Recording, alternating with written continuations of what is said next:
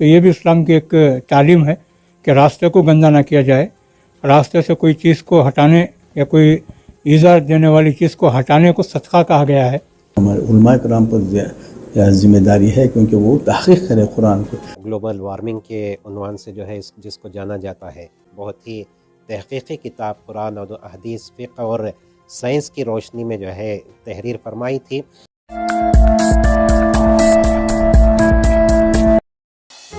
Global warming عالم کے سب سے بڑے مسائل میں سے ایک ہے، جس سے ساری دنیا کے سائنسدان پریشان ہیں کہ اس مسئلے کو کیسے قابو کیا جا سکے۔ اس سلسلے میں کہ گلوبل وارمنگ کے مسئلے پر قابو پانے کی تدابیر کی جا سکیں، مفتی سید باقر ارشد نے ماحولیاتی آلودگی مسائل و احکام کے عنوان پر ایک تحقیقی و فقہی کتاب کی تصنیف کی، جس میں مختلف اقسام کی آلودگی کے مسائل و احکام پیش کیے گئے ہیں۔ اسلام کے جو احکام ہیں، اور خاص طور سے جو پیوریفیکیشن کے، طہارت کے، جیسا کہ وضو کرنے کا جو حکم ہے 5 وقت، اور ہمیشہ باوضو رہنے کا حکم دیا گیا ہے، اور ٹھہرے ہوئے پانی پر گندگی نہ کرنے کا جو حکم دیا گیا ہے، راستے میں چلتے ہوئے نہ تھوکنے کا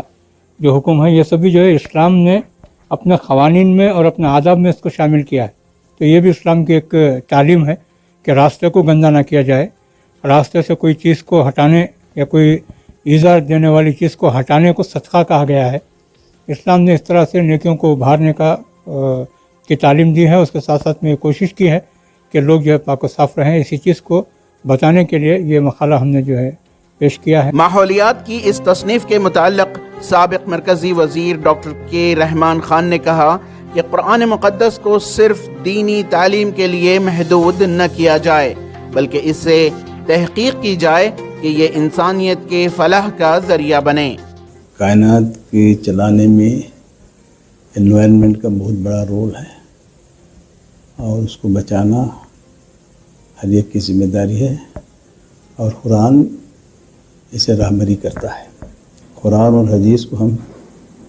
صرف دین تک محدود کرتی ہیں۔ قرآن کی تحقیق، قرآن سے بہت کچھ تحقیقات کرتے ہیں، ریسرچ کر سکتے ہیں، انسانیت کی بھلائی کے لیے، انسانیت کی ایک رہبری کے لیے قرآن۔ تو ہماری ذمہ داری ہم اس پر ریسرچ کر کے اور ایک انسانی جو قدرت کی چیزیں ہیں ان کو بچانے کے لیے مسلمانوں کے اوپر بہت بڑی ذمہ داری ہے، خاص کر ہمارے علماء کرام پر ذمہ داری ہے کیونکہ وہ تحقیق کرے قرآن کو۔ اس سلسلے میں کتاب کے مترجم مولانا سلیمان خان نے بتایا کہ اس کتاب میں ماحولیاتی آلودگی کے مسائل و اس کے حل کے لیے مکمل ضابطۂ حیات اسلام کی قرآن و حدیث کی رہنمائی میں تدابیر بتائے گئے ہیں کہ ان کا حل کیسے ممکن ہے۔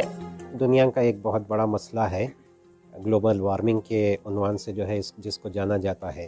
اس مسئلے کو جو ہے حل کرنے کے سلسلے میں ہر طرف سے کوششیں بھی ہو رہی ہیں۔ اسلام چونکہ ایک ایسا مذہب ہے جو صرف جو ہے عبادات پر مشتمل نہیں، بلکہ انسان کی پوری زندگی اور دنیا کے پورے ماحول سے متعلق ہے،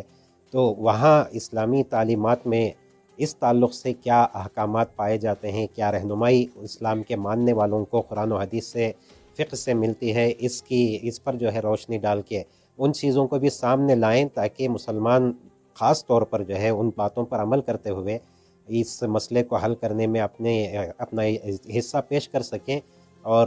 جو ہے جو ان کی ذمہ داری ہے اس کو ادا کر سکیں۔ الحمدللہ اس سلسلے میں حضرت مشائخ مفتی سید باقر ارشد قاسمی دامت برکاتہ ہم نے جو ہے ایک بہت ہی تحقیقی کتاب قرآن اور حدیث، فقہ اور سائنس کی روشنی میں جو ہے تحریر فرمائی تھی، اور وہ شائع ہو کر بہت مقبول عام ہوئی۔